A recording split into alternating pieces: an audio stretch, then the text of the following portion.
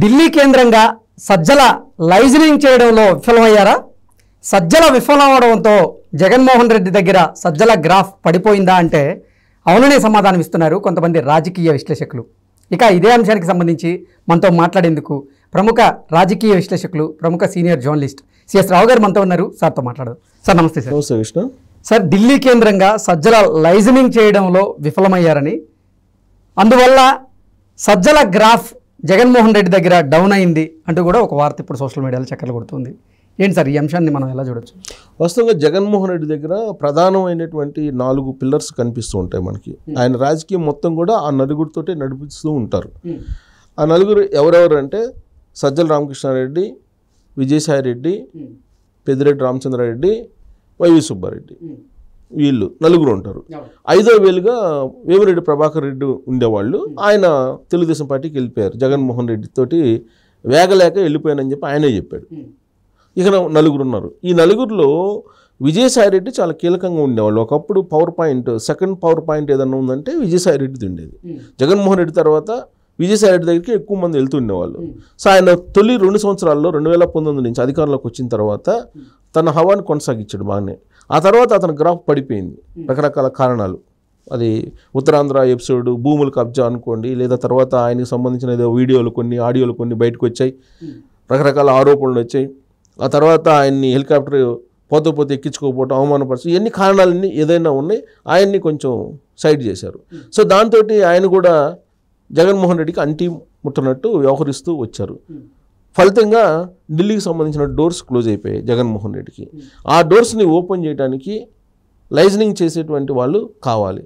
ఎవరిని ప్రయోగించాలంటే సజ్జల రామకృష్ణారెడ్డి నెక్స్ట్, అంతే కదా. వైవి సుబ్బారెడ్డికి అంత లైజనింగ్ చేసేటువంటి సత్తా, స్తోమత లేదనేది జగన్మోహన్ రెడ్డి యొక్క అభిప్రాయం. ఎవరిని ఎక్కడ ఉపయోగించుకోవాలో జగన్మోహన్ రెడ్డి అక్కడ ప్లే చేస్తూ ఉంటారు వాళ్ళని. సో ఇప్పుడు నెక్స్ట్ సజ్జల రామకృష్ణారెడ్డి కార్డుని ప్రయోగించారు. సజ్జల రామకృష్ణారెడ్డి తాడేపల్లిలోనే ఉంటారు. ఆయన సకల శాఖ మంత్రి అని చెప్పి విపక్షాలు చెప్తూ ఉంటాయి. అన్ని రకాల సమస్యలకి జిందా తెలిసిమలాగా ఆయన్నే ప్రయోగిస్తూ ఉంటుంది వైఎస్ఆర్ కాంగ్రెస్ పార్టీ. సో ఇప్పుడు ఆయన రాష్ట్రంలో ఉండేటువంటి రాజకీయ పరిస్థితులతో పాటు ఢిల్లీలో ఉండేటువంటి రాజకీయాల్ని, అలాగే తెలుగుదేశం పార్టీ, జనసేన, బీజేపీ పొత్తు వ్యవహారాన్ని, వీటన్నిటిని కూడా మానిటరింగ్ చేసేటువంటి బాధ్యతను ఆయన భుజాల మీద వేశారు జగన్మోహన్ రెడ్డి అని చెప్పి చెప్తున్నారు. అందుకే ఆయన అక్కడి నుంచి ఢిల్లీలో ఏం జరుగుతుంది అనేది ప్రతిరోజు ఫీడ్బ్యాక్ తీసుకుంటున్నారు. అక్కడ ఒకళ్ళు ఉన్నారు, అక్కడ ఆల్రెడీ ఒక సీనియర్ అడ్వకేటు కమ్ పొలిటీషియన్ అక్కడ ఉన్నారు. ఆయనతోటి లైజనింగ్ చేసుకుంటూ సజ్జల రామకృష్ణారెడ్డి ఎప్పటికప్పుడు రాజకీయపరమైనటువంటి ఎత్తుగడలని, వ్యూహాలని రచిస్తూ ఉన్నారు అనేది వైఎస్ఆర్ కాంగ్రెస్ పార్టీలో గత కొన్ని రోజులుగా నడుస్తున్నటువంటి చర్చ. అయితే సజ్జల రామకృష్ణారెడ్డి ఏం చేశారు? చంద్రబాబు నాయుడు, పవన్ కళ్యాణ్ ఢిల్లీ వెళ్ళక ముందే ఆల్రెడీ ఆయన ఆపరేషన్ స్టార్ట్ చేశారు 1 వీక్ ముందే. అంటే చంద్రబాబు నాయుడు, పవన్ కళ్యాణ్ ఎలాగూ మార్చి 7వ తారీఖు వెళ్తారని చెప్పి ముందే తెలుసు కాబట్టి వీళ్ళు వెళ్ళడానికి ముందే మార్చి 2వ తారీఖు నుంచే ఆపరేషన్ స్టార్ట్ చేశారు. ఏం ఆపరేషను? కూటమి విచ్ఛిన్నం కావాలి, పొత్తు ఫెయిల్ కావాలి అనే దాని మీద. ఎలా పొత్తు ఫెయిల్ అవుతుంది? పొత్తు ఫెయిల్ కావాలంటే ఎలాంటి ప్రచారాన్ని చేయాలి, మీడియాలో ఎలాంటి గాసిప్స్ను వదలాలి, ఎలాంటి ప్రచారం చేయాలి, వీటితో పాటు బీజేపీకి సంబంధించినటువంటి లీడర్స్ ఎవరైతే కీలకంగా ఉన్నారో, వైఎస్ఆర్ కాంగ్రెస్ పార్టీకి అనుకూలంగా ఉన్నటువంటి వాళ్ళు, వాళ్ళ ద్వారా ఆపరేషన్ని స్టార్ట్ చేయాలి అనే దాని మీద ప్రయోగించి ఈలోపుగా జగన్మోహన్ రెడ్డిని కూడా కల్పించాలి అటు నరేంద్ర మోడీకి, అలాగే అమిత్ షాకి అనేది ఒక ప్రయత్నం చేశారు. ఓకే, 2 ప్రయత్నాలు కూడా విఫలమయ్యాయి. అటు అపాయింట్మెంటు లభించలేదు, ఇంకొక వైపు పొత్తు విచ్ఛిన్నం చేయలేకపోయారు. దీంతో జగన్మోహన్ రెడ్డి తాడేపల్లిలో ఏ విధంగా వ్యవహరిస్తున్నారు అనేది ఇప్పుడు తాడేపల్లిలో ఉండేటువంటి వైఎస్ఆర్ కాంగ్రెస్ పార్టీ వర్గాలను కనుక అడిగితే ఎవరైనా చెప్తారు. ఎందుకంటే జగన్మోహన్ రెడ్డి ఒక టాస్క్ అప్పు చెప్తే ఆ టాస్క్ని రీచ్ కాలేకపోయారు అనేటువంటి అభిప్రాయానికి వచ్చిన తర్వాత ఎంతటి వాళ్ళైనా కానీ పక్కన పెట్టేస్తారు అనేది ఆ పార్టీలో ఉండేటువంటి వాళ్ళు చెప్పేటువంటి మాట. అనుభవపూర్వకంగా వాళ్ళు కొంతమంది చెప్తూ ఉంటారు. అలా పక్కన పెట్టినటువంటి వాళ్ళ లిస్ట్ తీసుకుంటే చాలామంది ఉంది. ఇటీవల కాలంలో పార్టీ నుంచి వెళ్ళిపోయినటువంటి వాళ్ళు అదే చెప్తున్నారు, పార్టీలో ఉన్నటువంటి వాళ్ళు అదే చెప్తూ ఉన్నారు. ఇప్పుడు వంగవీటి రాధా ఉన్నాడు. వంగవీటి రాధాని వైఎస్ఆర్ కాంగ్రెస్ పార్టీలో తీసుకొచ్చేటువంటి టాస్క్ని వల్లభనేని వంశీకి కొడాలి నానికి అప్పచెప్పారు. వాళ్ళు రకరకాల ప్రయత్నాలు చేశారు. లాస్ట్కి వాళ్ళ స్నేహంగా ఉంటారు కాబట్టి వాళ్ళ స్నేహాన్ని కూడా రాజకీయంగా మలుచుకోవడానికి ప్రయత్నం చేసి కాశీకి కూడా తీసుకెళ్లారు వంగవీటి రాధాని. సో వీళ్ళందరూ కాశీకి వెళ్ళినా అక్కడ ఆపరేషన్ సక్సెస్ కాల. వంగవీటి రాధా అటువైపు చోట్ల జగన్మోహన్ రెడ్డి వైపు. ఎందుకంటే 2019 ఎన్నికల ముందు జగన్మోహన్ రెడ్డి ఏంటి, అసలు జగన్మోహన్ రెడ్డి ఎలా ఉంటారు అనేది మొట్టమొదటిసారిగా ఫుల్గా ఆవిష్కరించినటువంటి వాళ్ళు వంగవీటి రాధా. సో కాబట్టి ఆయన అటేళల. దాంతో ఏమైంది, కొడాలి నానికి అలాగే వల్లభనేని వంశీకి చీటీ చినిగిపోయిందని చెప్పి కొన్ని రోజులు ప్రచారం జరిగింది. అసలు టికెట్ వాళ్ళిద్దరికి వస్తుందా రాదా అనేటువంటిది.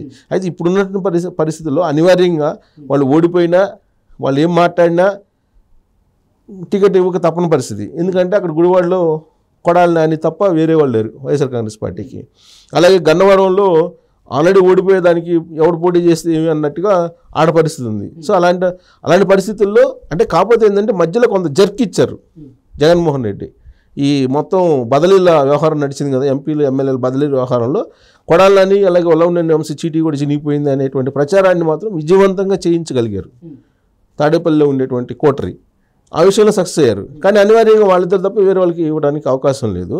అంటే ఈ టాస్క్ అప్పు చెబితే ఏ విధంగా ఉంటుంది, అది కనుక రీచ్ కాకపోతే జగన్మోహన్ రెడ్డి వ్యవహారం అనే దానికి నేను ఉదాహరణ చెబుతున్నా వాళ్ళిద్దరూ. అలాగే ఇప్పుడు సజ్జల రామకృష్ణారెడ్డికి ఒక టాస్క్ అప్పు చెప్పారు.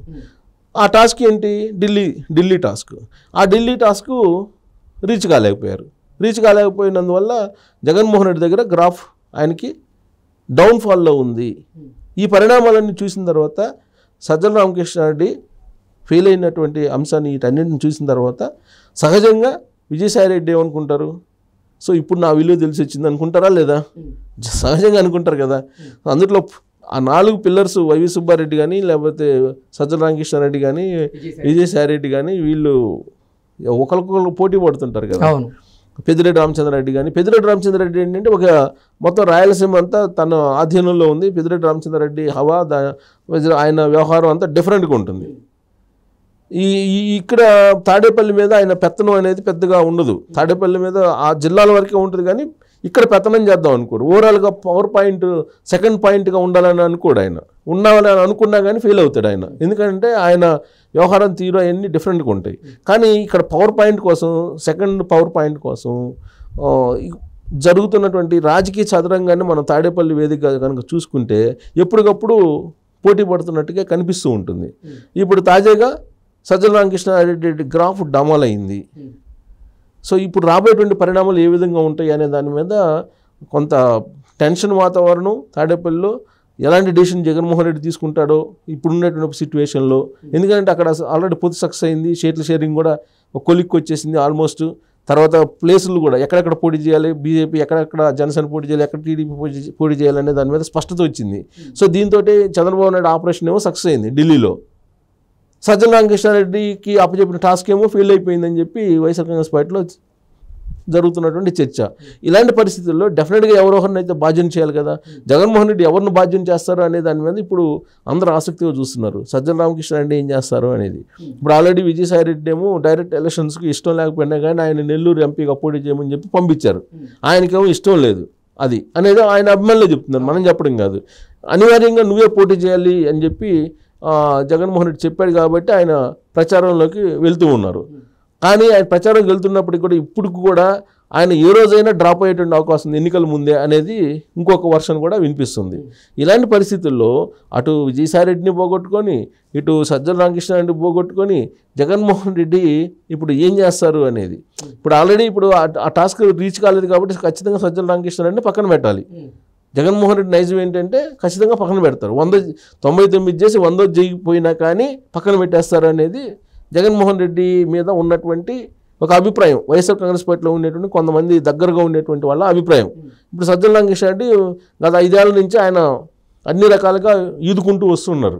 సో ఇప్పుడు లాస్ట్కి 1000 రామబంధువులు తిన్న గుడ్డు కూడా ఒక గాలి వరకు కొట్టుకోపోద్దని చెప్పి సామెత చెబుతారు. అలా ఇప్పుడు లాస్ట్ మినిట్లో ఈ టాస్క్ని అసలు ఇస్తున్న టాస్క్ నేను రీచ్ కాలేకపోయారు కాబట్టి నెక్స్ట్ ఆయన తాడేపల్లి కోట నుంచి గెంటి వేయబడతారా? ఆ గెంటి వేయబడితే అప్పుడు మళ్ళీ విజయసాయిరెడ్డికి ఏమైనా గ్రాఫ్ పెరుగుతుందా? సజ్జల రామకృష్ణారెడ్డి తీసుకెళ్లి ఒంగోలులోనో లేకపోతే నెల్లూరులోనో పోటీ చేయమని చెప్పి సజ్జల రామకృష్ణారెడ్డికి చెప్తారా? ఇప్పుడు ఒంగోలు పరిస్థితి కూడా అట్నే ఉంది. చెవిరెడ్డి భాస్కర్ రెడ్డి కన్నా సజ్జల రామకృష్ణారెడ్డి బెటర్ కదా అని చెప్పి సజ్జల రామకృష్ణారెడ్డిని పంపించేటువంటి అవకాశం కూడా ఉందని చర్చ జరుగుతుంది.